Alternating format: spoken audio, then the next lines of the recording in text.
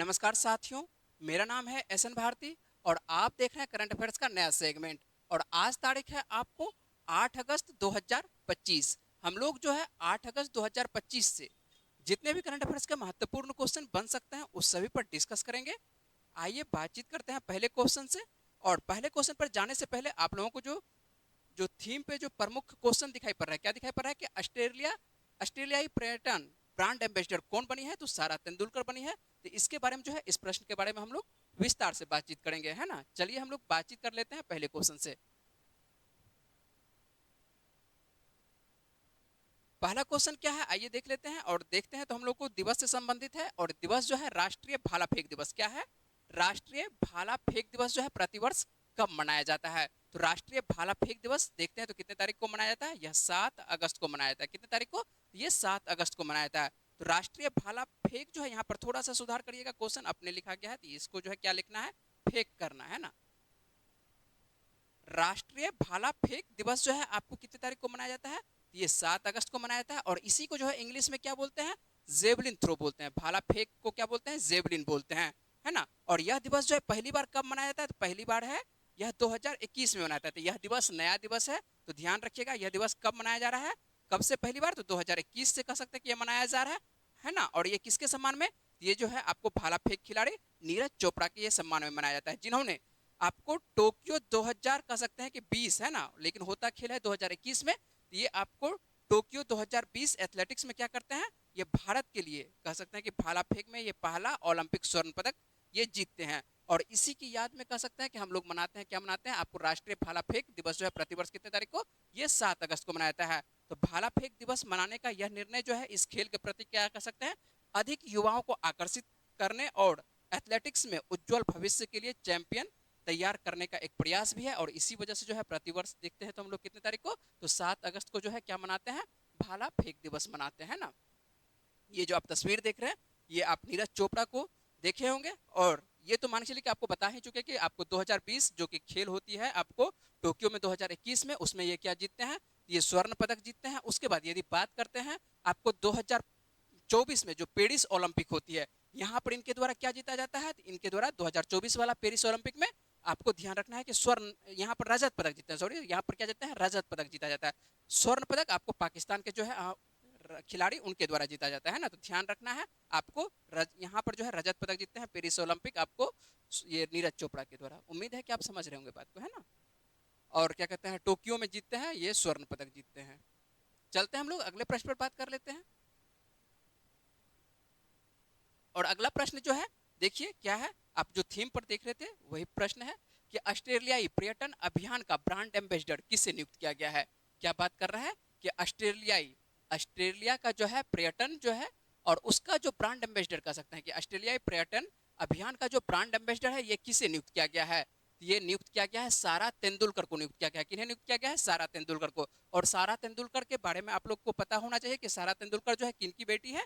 ये जो है क्रिकेटर आपको सचिन तेंदुलकर की ये जो बेटी है, किनकी बेटी है, तो ये आपको सचिन तेंदुलकर, क्रिकेटर जो है सचिन तेंदुलकर, इन्हीं की बेटी है। और इनका क्या नाम है, आपको सारा तेंदुलकर है। और इनको जो है ऑस्ट्रेलिया कह सकते हैं, जो ऑस्ट्रेलिया को दिखाई पड़ रहा है, तो ऑस्ट्रेलिया के अंतर्राष्ट्रीय पर्यटन अभियान का एक नाम है, क्या नाम है, कम एंड से गुड डे। क्या है? कम एंड से गुड डे का ब्रांड एम्बेसडर नियुक्त किया गया है। तो आप लोगों को सीधा प्रश्न पूछा जा सकता है कि ऑस्ट्रेलिया का कह सकते हैं कि ऑस्ट्रेलियाई पर्यटन का ब्रांड एम्बेसडर किसे नियुक्त किया गया, तो सारा तेंदुलकर को नियुक्त किया गया है। और इस अभियान के जरिए वैश्विक स्तर पर अपनी पहचान बनाने में जो है सारा तेंदुलकर का कह सकते हैं कि दिशा की ओर क्या बढ़ रहे हैं, आगे बढ़ रहे हैं। और जैसे नाम आता है ऑस्ट्रेलिया का, तो ऑस्ट्रेलिया की राजधानी क्या है, कैनबरा है। और यहाँ पर जो मुद्रा चलती है, कौन सी मुद्रा, तो डॉलर मुद्रा चलती है। और प्रधानमंत्री ऑस्ट्रेलिया कौन है, आपको एंथोनी अल्बानीज हैं। कौन है? एंथोनी अल्बानीज हैं। तो ध्यान रखेंगे ऑस्ट्रेलिया के बारे में कि ऑस्ट्रेलियाई पर्यटन अभियान का ब्रांड एम्बेसडर किसे नियुक्त किया गया है।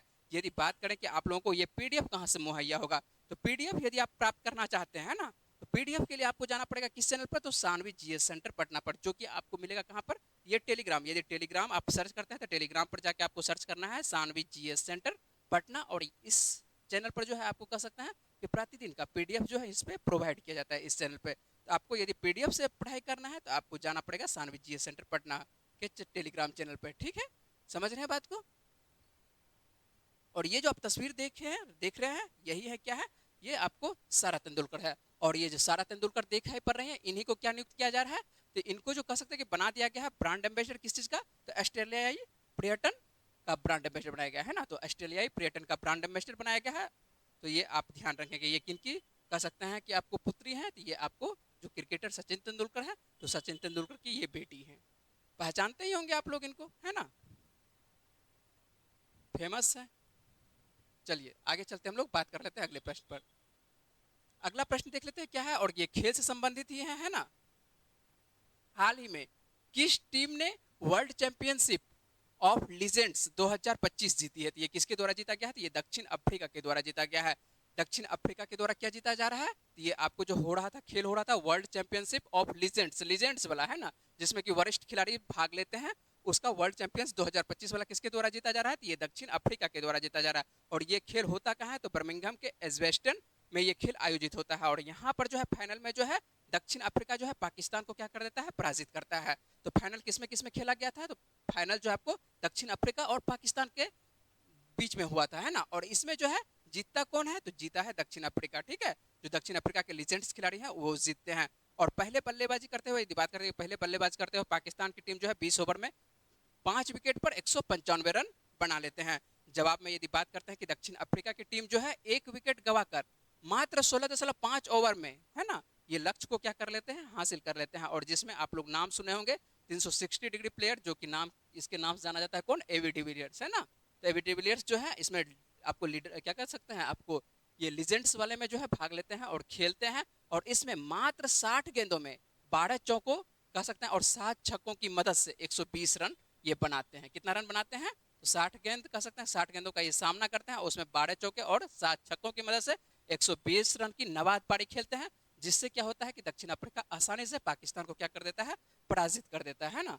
और इसी वजह से जो है आप कह सकते हैं कि एबी डिविलियर्स को प्लेयर ऑफ द फाइनल और प्लेयर ऑफ द मैच इनको मिला है। किनको, तो ये आपको एबी डिविलियर्स को, ठीक है। तो ध्यान रखेंगे कि आपको वर्ल्ड चैंपियनशिप जो ऑफ लीजेंड्स वाला होता है ये किसके द्वारा जीता जाता है, तो लीजेंड्स वाला जो होता है ये जीता जाता है, सीधी सी बात है, आपको दक्षिण अफ्रीका के द्वारा जीता जाता है ना। जिसमें कह सकते हैं कि एबी डिविलियर्स को क्या मिलता है, फाइनल का कह सकते हैं आपको यहाँ पर जो है आपको दिखाई पड़ रहा है मैन ऑफ द मैच भी मिलते हुए, और क्या मिलते हुए आपको टूर्नामेंट का जो कह सकते हैं कि प्लेयर ऑफ द फाइनल के लिए और प्लेयर ऑफ द टूर्नामेंट के लिए, दोनों के लिए जो है इनको मिलता है, किसको, तो आपको एबी डिविलियर्स को मिलता है, ठीक है। तो ध्यान रखेंगे इस प्रश्न को। चलते हैं अगले प्रश्न पर, बात करते हैं अगला प्रश्न क्या है। अगला प्रश्न देख लेते हैं। हाल ही में पैन अमेरिका हॉकी कप किसके बारे में बात कर रहे हैं, पैन अमेरिका हॉकी कप 2025 का खिताब किसके द्वारा ये जीता जाता है, ये किस टीम ने जीता है, तो ये अर्जेंटीना के द्वारा जीता है ना। तो अर्जेंटीना के द्वारा ये जीता जाता है। और इसमें जो है आपको पुरुष और महिला दोनों में होता है, किसमें होता है, पुरुष और महिला दोनों वर्ग में होता है पैन अमेरिका हॉकी कप। और इसमें दोनों में जीतता कौन है, दोनों में जीतता जाता है आपको अर्जेंटीना के द्वारा है। और दोनों में मान के चलिए पराजित कौन होता है, तो पराजित जो होता है अमेरिका होता है ना। तो अमेरिका पराजित होता है, जबकि जीतता कौन है, आपको अर्जेंटीना जीतता है। और ये खेल का आयोजन होता कहाँ पर, तो ये खेल का आयोजन आपको होता है उरुग्वे की राजधानी मोंटेविडियो में होता है। तो अर्जेंटीना जो है आपको दोनों में जीतता है, किसमें, पुरुष और महिला दोनों वर्ग में। सीधी सी बात है कि पुरुष और महिला दोनों वर्गों में जो कह सकते हैं कि जो जीतते हैं उन्हीं को मिलता है स्वर्ण पदक। इसीलिए जो है स्वर्ण पदक किसको मिल रहा है, अर्जेंटीना को मिल रहा है। और यदि बात करें अमेरिका की, तो अमेरिका जो है दोनों में क्या होता है, पराजित का सामना करना पड़ता है। और इसी वजह से जो है इनको क्या मिलता है, रजत पदक मिलता है, ठीक है। और यदि बात करें कि तीसरे स्थान पर कौन रहता है, तो पुरुष वर्गों में जो है कनाडा रहता है, जिसके साथ ही तीसरे वर्ग में जो रहता है उनको क्या मिलता है, कांस्य पदक मिलता है। और उरुग्वे जो रहता है महिला वर्ग में क्या रहता है, तीसरे स्थान पर रहता है। और इसी वजह से जो है महिलाओं में जो है कांस्य पदक किसको मिलता है, तो उरुग्वे की टीम को मिलता है। तो ध्यान रखेंगे यहाँ से क्या क्या ध्यान रखना है। तो सबसे पहले पैन अमेरिका हॉकी कप किसके द्वारा जीता गया, ये दोनों में पुरुष और महिला वर्ग दोनों में जीतता है किसके द्वारा, तो आपको जीता जाता है अर्जेंटीना के द्वारा। यदि बात करें कि मान चलिए कि इसमें उप विजेता कौन रहा था पुरुष और महिला वर्ग में, तो दोनों में रहा कौन, तो सीधी सी बात है आपको अमेरिका ही रहा। इसी वजह से जो है उनको रजत पदक मिलता है। यदि बात करें कि मान चलिए कि तीसरे स्थान पर कौन रहा है, तो कनाडा की टीम जो आपको दिखाई पड़ता है, कनाडा का जो पुरुष वाला टीम दिखाई पड़ता है ये तीसरे स्थान पर रहता है। और महिला में यदि देखते हैं तो तीसरे स्थान पर कौन रहता है, तो महिला में उरुग्वे की महिला की जो टीम है ये तीसरे स्थान पर रहता है। यहाँ से ये आपको प्रश्न को ध्यान रखना है ना, कि पैन अमेरिका आपको हॉकी कप 2025 किसके द्वारा जीता जाता है, तो ये अर्जेंटीना की टीम के द्वारा जीता जाता है। उम्मीद है कि आप प्रश्न को अच्छे से समझ चुके होंगे और समझ के आप अपने कॉपी में इस तरह से प्रश्न को लिख रहे होंगे, है ना। जब तक आप कॉपी में लिखिएगा नहीं अच्छे से प्रश्न को, तब तक आपको याद लंबे दिनों तक रहेगा नहीं, इसलिए आप अच्छे से अपने कॉपी में लिखा कीजिए। चलें अगले प्रश्न पर, चलते हैं अगले प्रश्न पर और देख लेते हैं अगला प्रश्न क्या है।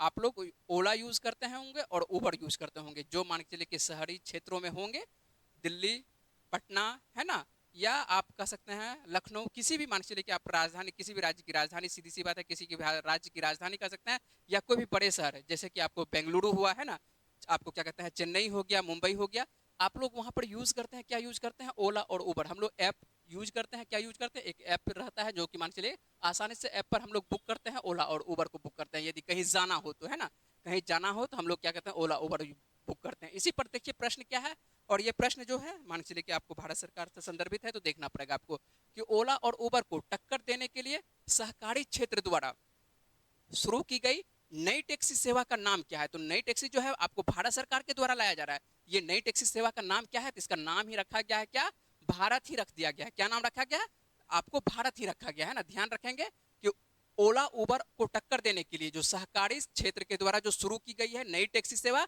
और नई टैक्सी सेवा का नाम क्या रखा जा रहा है, ये भारत ही रखा जा रहा है। ऐप पर क्या देखने को मिलेगा, ऐप पर यदि बात करें कि ऐप आपको किस तरह का देखने को मिलेगा, इस तरह का, जैसे ही जाइएगा तो आपको भारत ऐप से भारत टैक्सी सेवा ऐप मिलेगा। क्या मिलेगा, भारत टैक्सी सेवा ऐप मिलेगा, है ना, जो हम लोग जैसे कि और यहाँ पर जाते हैं तो क्या मिलता है, ओला मिलता है, उबर मिलता है, अब जो मिलेगा आपको क्या मिलेगा, भारत टैक्सी सेवा मिलेगा। ठीक है, तो ये ध्यान रखना है, और यही ला रहा है, किसके द्वारा लाया जा रहा है, तो ये भारत सरकार के द्वारा लाया जा रहा है ना।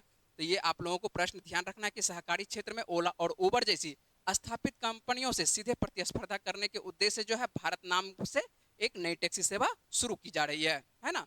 और ये जो है आपको शुरुआती दौर में यदि बात करते हैं कि इसका उद्देश्य क्या है, तो उद्देश्य देखते हैं कि परिवहन के क्षेत्र में सहकारी उपक्रमों की उपस्थिति को मजबूत करना, और साथ ही सार्वजनिक सेवाओं में समुदाय संचालित आर्थिक मॉडलों को क्या करना है, बढ़ावा देना है। और ये जो आपको शुरुआती अवस्था में कितने राज्यों में देखने को मिलेगा, तो ये 4 राज्यों में देखने को मिलेगा, है ना। ये जो भारत सर्विस देखने को मिलेगा आपको, ये जो टैक्सी सेवा है, ये कितने राज्यों में, शुरुआती दौर में 4 राज्यों में देखने को मिलेगा। और ये कब तक उम्मीद है कि स्टार्ट हो जाएगी, अभी स्टार्ट नहीं हुई है, ये हो सकता है कि 2025 के अंत तक जो है ये सेवा जो है 2025 के अंत तक जो है ये सेवा शुरू होने की उम्मीद है। ऐसा अनुमान है कि लगभग 2025 के अंत तक जो है, दिसंबर के महीने तक जो है ये सेवा आपको, जो भारत नई टैक्सी सेवा है, ये आपको स्टार्ट होते हुए दिखाई पड़ेगी, है ना। तो ध्यान रखेंगे कि आने वाले दिनों में जैसे हम लोग क्या कहते हैं ओला यूज करते हैं, उबर यूज करते हैं, उसी तरह से हम लोग यूज करेंगे। एक सरकारी कंपनी होगी और उस कंपनी का क्या नाम होगा, आपको भारत टैक्सी, है ना। ये हम लोग ध्यान रखेंगे कि भारत टैक्सी भारत के ही नाम से ला रहा है, तो भारत टैक्सी सर्विस होगी। ठीक है, तो ध्यान रहेगा। और पीडीएफ के लिए आपको बता ही चुके कि पीडीएफ आपको कहाँ से प्राप्त होगा। पीडीएफ यदि आप प्राप्त करना चाहते हैं तो आपको जाना पड़ेगा किस चैनल पे, तो Saanvi GS centre Patna search करेंगे, किस पे, टेलीग्राम पे सर्च करेंगे, और वहां से जो है आपको पीडीएफ मुहैया हो जाएगा। चलें अगले प्रश्न पर, चलिए अगले प्रश्न पर बात करते हैं कि पहली बार किसके बारे में बात कर रहे हैं, कि पहली बार देश में दैनिक यूपीआई आधारित लेन देन कितने मिलियन को पार कर 700 मिलियन हो गया है ना। सीधी सी बात है कि कितने मिलियन को पार कर गया है, तो ये 700 मिलियन को पार कर गया है। कि पहली बार देश में कितने, दैनिक में कह सकते हैं कि यूपीआई आधारित लेन देन कितने मिलियन को पार कर गया है, तो लगभग ये 700 मिलियन को क्या कर चुका है, ये टच कर चुका है ना। तो भारतीय राष्ट्रीय भुगतान निगम के नवीनतम आंकड़ों के अनुसार से यदि बात करते हैं कि एकीकृत भुगतान इंटरफेस यूपीआई के आधारित जो है लेन देन पहली बार कर सकते हैं कि 700 मिलियन को क्या कर चुका है, 700 मिलियन को पार करके 707 मिलियन तक पहुंच चुका है। कितना, ये 707 मिलियन तक पहुंच चुका होगा। उम्मीद है कि आप लोग सभी को यूज करते ही होंगे यूपीआई, है ना। आजकल ऐसा उम्मीद कम ही होगा कि जो कि यूपीआई यूज नहीं करता होगा, बिना यूपीआई का अब संभव नहीं है ना। तो आप यूज करते होंगे और देख रहे हैं कि कितना, ये पहली बार जो पार कर रहा है कितना, 700 मिलियन को पार करके कितना पहुंच चुका है, 707 मिलियन तक पहुंच चुका है। तो ये ध्यान रखना है ना। यदि बात करें कि पिछले वर्षों की तुलना में यदि बात करते हैं तो ये दैनिक लेन देन की संख्या में क्या हो चुका है, ये 2 गुना हो चुका है। चलिए अगले प्रश्न पर बात कर लेते हैं। हम लोग 7वां नंबर का प्रश्न बात कर लेते हैं कि क्या है 7वें नंबर प्रश्न पर।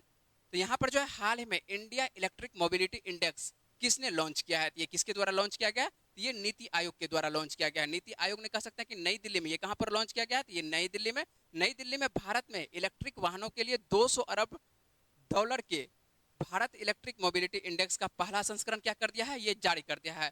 ये इसका उद्देश्य क्या है, ये क्यों लाया जा रहा है, इसका उद्देश्य है आपको इलेक्ट्रिक बसों और ट्रकों के लिए वित्त पोषण को सक्षम बनाना भी है, जिन्हें वर्तमान में कह सकते हैं कि अपनाने में काफी बाधाओं का क्या करना पड़ता है, ये सामना करना पड़ता है। और इसी वजह से जो है लाया जा रहा है, क्या लाया जा रहा है, आपको इंडिया इलेक्ट्रिक मोबिलिटी इंडेक्स लाया जा रहा है, जिसके द्वारा कह सकते हैं कि आपको ये किसके द्वारा लॉन्च किया गया है, तो ये प्रश्न पूछा जा सकता है। तो नीति आयोग, नीति आयोग आप लोग पढ़ते होंगे, है ना। जो आप लोगों को मान के चलिए भारतीय राज्य व्यवस्था पढ़ाया जाता है, तो उसमें आपको नीति आयोग के बारे में विस्तार से पढ़ाया जाता है। तो यहाँ पर हम लोग सिर्फ करंट अफेयर्स के अंतर्गत रहते हैं कि हाल ही में इंडिया इलेक्ट्रिक मोबिलिटी इंडेक्स किसके द्वारा लॉन्च किया गया है। ये लॉन्च किया गया किसके द्वारा, तो नीति आयोग के द्वारा लॉन्च किया गया है। चलिए अगले प्रश्न पर बात कर लेते हैं। अगला प्रश्न क्या है, WHO, नाम सुने हैं WHO का, तो WHO IRCH हर्बल मेडिसिन सुरक्षा कार्यशाला की मेजबानी किस देश के द्वारा की जाएगी। तो ये अपने देश भारत के द्वारा ही की जा रही है ना। तो ये जो आपको भारत के द्वारा देखते हैं, तो 6 से 8 अगस्त तक जो है गाजियाबाद, उत्तर प्रदेश के गाजियाबाद के होटल फॉर्च्यून डिस्ट्रिक्ट सेंटर में जो है हर्बल औषधि सुरक्षा विनियमन पर क्या किया जा रहा है, विश्व स्वास्थ्य संगठन की 3 दिवसीय कार्यशाला की मेजबानी ये हो रही है ना, जिसमें पारंपरिक औषधियों के लिए वैश्विक मानकों को मजबूत करने पर क्या किया जाएगा, ध्यान केंद्रित किया जाएगा। ये WHO और IRCH के द्वारा देखते हैं, तो IRCH हर्बल मेडिसिन सुरक्षा कार्यशाला की मेजबानी जो है कहां पर की जा रही है, तो ये भारत में की जा रही है। तो ये आयोजन जो है 6 से 8 अगस्त तक हो रही है ना। तो आज 8 अगस्त है, तो आपको 8 तक जो है ये आयोजन होते हुए दिखाई पड़ रही है। तो ये 6 से 8 अगस्त तक ये आयोजन कहां पर, ये उत्तर प्रदेश के गाजियाबाद में है ना। चलें अगले प्रश्न पर देखते हैं। अगला प्रश्न क्या है, और अगला प्रश्न जो है आप लोगों को कल भी एक पुस्तक दिए थे और आज भी एक पुस्तक दे रहे हैं ना। क्या है पुस्तक का नाम, द कॉन्शियस नेटवर्क नामक किताब किसके द्वारा लिखी गई है। क्या नाम है पुस्तक का, द कॉन्शियस नेटवर्क नामक पुस्तक किसके द्वारा लिखी गई है। तो ये लिखा जा रहा है किसके द्वारा, तो सुगाता श्रीनिवास राजू के द्वारा लिखा जा रहा है, सुगाता श्रीनिवास राजू है ना। ये पुस्तक जो आपको देखने को मिल रहा है, द कॉन्शियस नेटवर्क नामक जो पुस्तक देखने को मिल रहा है, किसके द्वारा लिखा जा रहा है, ये सुगाता श्रीनिवास राजू। ये क्यों करंट अफेयर्स के अंतर्गत इस प्रश्न को लेना पड़ा है, ये प्रश्न जो है महत्वपूर्ण है, ये किताब जो है आपको महत्वपूर्ण है, और इस किताब को आपको ध्यान रखना है। यदि बात करें इस किताब में क्या चीज की चर्चा है, जो मान लीजिए इस किताब को हमको करंट अफेयर्स के अंतर्गत लेना पड़ा है।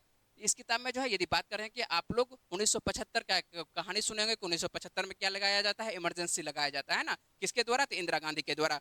तो जून 19 ये जो 25 जून 1975 को लगता है इमरजेंसी, उसी के बारे में ये चर्चा किया गया है कि आपको जून 1975 में भारत में अपने लोकतांत्रिक इतिहास के सबसे उथल पुथल आपको बड़े अध्यायों में प्रवेश किया है, जब प्रधानमंत्री इंदिरा गांधी ने आपातकाल की ये घोषणा की। तो आपातकाल की घोषणा किसके द्वारा किया जाता है, तो वहां पर जो है मान लीजिए उस वक्त प्रधानमंत्री कौन रहती है, इंदिरा गांधी रहती है, और 25 जून 1975 को क्या लगा दिया जाता है, भारत में इमरजेंसी लगा दिया जाता है। और इसके तहत कह सकते हैं कि नागरिक स्वतंत्रताएं क्या हो जाती है, जितनी भी नागरिक स्वतंत्रता 20-21 को छोड़ के सभी क्या हो जाती है, आपको निलंबित हो जाती है ना।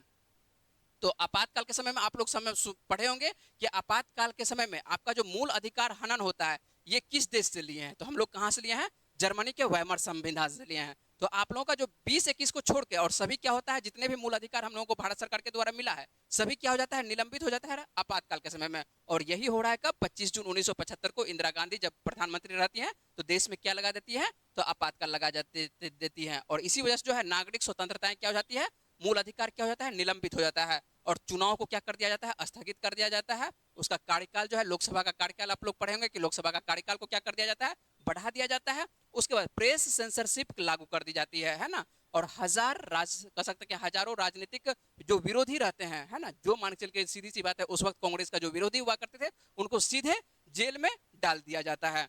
ये सब मान के चलिए कि कब की घटना है, तो ये घटना है आपको मान के सीधी सी बात है, जून 1975 यहाँ लिखा है, लेकिन 25 जून 1975 को क्या लगता है, इमरजेंसी लगता है ना। और इसी वजह से जो है इस बार देखते हैं कि 25 जून को आपको मनाया गया था क्या, संविधान हत्या दिवस मनाया गया था। आपको संविधान हत्या दिवस करवाए थे करंट अफेयर्स में कि संविधान हत्या दिवस जो है इसी बार पहली बार इस बार लागू हुआ था, कि संविधान हत्या दिवस पहली बार कब मनाया गया था, तो आपको ये मनाया जाता है कितने तारीख को, 25 जून को मनाया जाता है ना। और इसी पर मान चलिए विशेष जानकारी आपको मिलती है, ये कौन सी किताब में, द कॉन्शियस नेटवर्क नामक किताब में मिलती है, जो किसके द्वारा रचना की गई है, ये सुगाता श्रीनिवास राजू के द्वारा लिखी गई है ना। ये सुगाता श्रीनिवास राजू के द्वारा लिखी गई है। ये जो आप पुस्तक देखने को मिल रहा है, ये पुस्तक है, और मान चलिए कि आपको यही पुस्तक में इंदिरा गांधी के बारे में विशेष जानकारी आपको यहाँ पर देखने को मिलेगा, ठीक है। इमरजेंसी के बारे में विशेष जानकारी पूरी तरह से इस किताब में हम तो आपको मान चलिए यहाँ पर शॉर्ट में कहानी कर रहे हैं, लेकिन इस किताब में क्या है, तो पूरी तरह से जानकारी मिलती है ना, कि कब क्या क्या क्या हुआ है, जो कि मान चलिए इंदिरा गांधी के द्वारा निर्णय लिया गया है। तो इस किताब में जितनी भी जानकारी कह सकते हैं, यदि आप पढ़ना चाहते हैं तो विशेष जानकारी के लिए आपको ये आप किताब पढ़ना पड़ेगा, ठीक है, द कॉन्शियस नेटवर्क। चलें अगले प्रश्न पर। चलिए अगला प्रश्न क्या है देख लेते हैं। और अगला प्रश्न जो है आपको ध्यान रखना है, ये अंतरराष्ट्रीय से संबंधित है ना, कि अंतरराष्ट्रीय सौर गठबंधन का 107वां सदस्य देश कौन बन गया है। तो 107वां सदस्य देश कौन बन गया है, तो मोल्डोवा बन गया है। इसको मोल्डोवा, इंग्लिश में मोल्डोवा पढ़ते हैं, हिंदी में यदि पढ़ते हैं तो मोल्दोवा पढ़ते हैं। तो कौन सा देश बना है? अंतर्राष्ट्रीय सौर गठबंधन का 107वां देश के बारे में बात करें तो 107वां सदस्य देश कौन सा बन गया है? तो ये मोल्डोवा बन गया है। यदि बात आती है मोल्डोवा की, तो मोल्डोवा की राजधानी क्या है? तो मोल्डोवा की जो राजधानी आपको देखने को मिलता है, क्या देखने को मिलता है? चिसिनाउ देखने को मिलता है। यदि बात करें कि मुद्रा क्या चलती है, तो मुद्रा क्या चलती है आपको? मुद्रा ल्यू मुद्रा चलती है ना। और बात करें कि मोल्दोवा, तो मोल्दोवा जो है यूक्रेन और रोमानिया की सीमा पर घिरा एक क्या दिखता है, पर दिखाई पड़ता है? स्थल रुद्ध देश दिखाई पड़ता है। क्या दिखाई पड़ता है आपको? मोल्दोवा जो देखने को मिलता है, कहां पर देखने को मिलता है? यूक्रेन और रोमानिया की सीमा पर घिरा आपको एक स्थल रुद्ध देखने को मिलता है, जो 1991 में क्या हो जाता है, इसको कह सकते हैं कि 1991 में एक तरह से आपको ये सोवियत संघ के पतन के बाद क्या होता है? अलग होता है ना। यहाँ पर थोड़ा सा ध्यान रखिएगा, ये सोवियत संघ के पतन के बाद क्या होता है? ये अलग होता है और एक स्वतंत्र गणराज्य के रूप में ये उभरता है ना। कब? तो ये 1991 में। और यह यूरोप के सबसे गरीब देशों में से क्या है? एक है। यदि बात करें कि यूरोप में यदि सबसे गरीब देशों में से कौन देश है, तो आपको नाम लेना पड़ेगा। किसका नाम लेना पड़ेगा? ये मोल्दोवा का नाम लेना पड़ेगा, है ना। तो यह यूरोप का सबसे गरीब देशों में से एक है, जिसकी अर्थव्यवस्था जो है मुख्य रूप से किस पे डिपेंडेंट है? ये कृषि पे डिपेंडेंट है ना। ये आपको ध्यान रखना है, इस प्रश्न को भी ध्यान रखना है कि अंतर्राष्ट्रीय सौर गठबंधन का 107वां सदस्य देश कौन बन गया है? तो 107वां सदस्य देश बना है कौन सा? ये बना है आपको मोल्दोवा बना है। ठीक है, तो ध्यान रखिएगा, प्रश्न को ध्यान रखिएगा, इस तरह के प्रश्न को, सभी प्रश्न को। चलिए हम लोग जो है आप लोगों से पूछते हैं, जब मान चलिए कि करंट अफेयर्स के अंतर्गत आप लोगों से अंत में क्या पूछते हैं? एक प्रश्न पूछते हैं। और यदि हम लोग देखते हैं कि कल के प्रश्न का सही आंसर क्या है, तो पिछले वीडियो का प्रश्न का आंसर देखते हैं तो क्या है, तो देखिए क्या होता है आंसर है, पढ़ लेते हैं कि निम्न में से किस स्थान पर भारत का पहला मेक इन इंडिया हरित हाइड्रोजन संयंत्र चालू किया गया है? तो इसका सही आंसर क्या होगा? इस प्रश्न को जो है आपको पूरे विस्तार से बताए थे। इसका सही आंसर क्या होगा? कांडला होगा। क्या होगा? कांडला होगा, है ना। और ये जो कांडला बंदरगाह है कौन सा है आपको? कांडला बंदरगाह पर यह स्थापित किया गया है आपको इंडिया हरित हाइड्रोजन संयंत्र, जो कि कह सकते हैं कि भारत का पहला मेक इन इंडिया के तहत है। कहां पर? ये कांडला पर। और कांडला बंदरगाह का नया नाम क्या है? तो आपको दीनदयाल उपाध्याय जो बंदरगाह पढ़ते होंगे, जो दीनदयाल बंदरगाह जो है ये कहां पर है? आपको गुजरात में है। तो आपको ये कांडला बंदरगाह है ना, तो आपको ध्यान रखना कांडला दे या आपको दीनदयाल बंदरगाह दे, तो आपको याद रखना है दीनदयाल बंदरगाह प्राधिकरण के अंतर्गत ये आता है। ठीक है, हम लोग बात कर लेते हैं आज के प्रश्न पर। क्या बात कर लेते हैं कि आज के प्रश्न पर, और आज का मान चलिए कि देख लेते हैं कि क्या प्रश्न है आप लोगों के लिए। तो निम्न में से क्या है कि निम्न में से किसे हाल ही में बिहार का मुख्य सचिव नियुक्त किया गया है? तो इस प्रश्न को जो है मैंने कल पूरे विस्तार से आप लोगों को बताया था इस प्रश्न के बारे में, है ना। यदि आप कल का वीडियो अच्छे से वॉच किए होंगे तो इस प्रश्न का जवाब आपको आसानी से बनना चाहिए। तो इसका सही आंसर क्या है आपको जवाब देना है, कहां पर? कमेंट बॉक्स में जवाब देना है। जो भी आपको सही आंसर लगे उसका जवाब आपको लिखना है कमेंट बॉक्स में। जितना हो सके आप लिखने की कोशिश कीजिए कमेंट बॉक्स में। चलिए हम लोग आप लोगों से जो है मिलते हैं अगले वीडियो में। तब तक के लिए अपना क्या रखिए, ख्याल रखिए, पढ़ते रहिए। वीडियो में बने रहने के लिए बहुत बहुत शुक्रिया, धन्यवाद।